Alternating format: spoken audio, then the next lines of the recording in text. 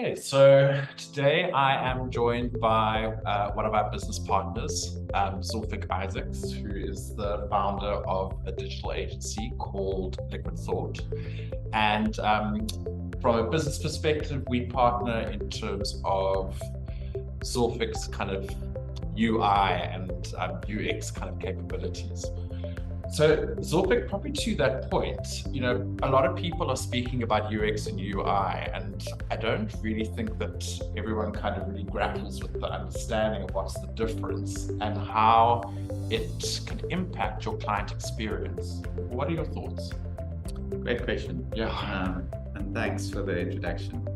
UX, UI is a big misnomer that it's the same thing. And for the average person, they don't actually know the difference. In layman's terms, to make things quite clear, user experience design, which is a very much more of a technical function, compared to user interface design, which is very much more of a creative function. So if you think about the kind of example related to building a house, user experience is essentially what an architect would do to create a blueprint for your home. So all the journeys, all the pathways, understanding how the rooms get configured, the spaces that you have in terms of a digital, call it footprint, and a digital journey is what the user experience design sort of would entail. So it's what we call things like the site taxonomy and structure, very technical terms, in essence, basically how the site gets sort of constructed for navigation purposes. That's the information architecture. So where you want your plug points and where you want your light fittings.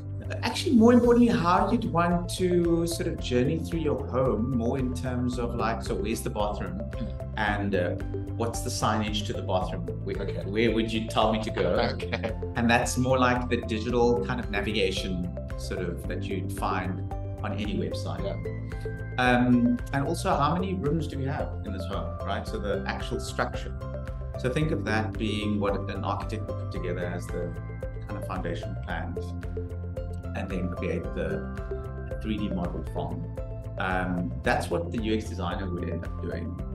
And the wireframes that end up being created as part of this process is essentially what you'd find yourself having as plans for. When it comes to the creative sort of process, it's followed on the back of that blueprinting exercise. So you essentially have a layout, you've got a digital canvas, right? Now it's about sort of applying the branding, look and feel, the creative kind of message, and infusing that into the design of the actual experience.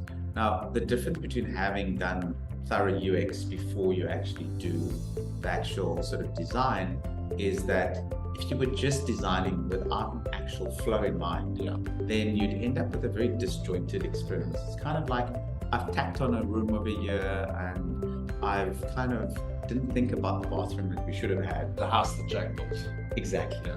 So it's a far more professional way of doing it, and it gives you a far better, less, let's call it, friction in your experience when it comes to customer sort of interaction. And it gives you a better chance of being able to provide a more seamless experience. I think that's awesome. I think layman's terms is always a good way to go, and love the analogy about building a house. Absolutely. And not the house that Jack built. Not the house that Jack built. Absolutely. So Zulfiq, thank you so much. As always, if you have any comments or questions, just feel free to pop them down in the chat below.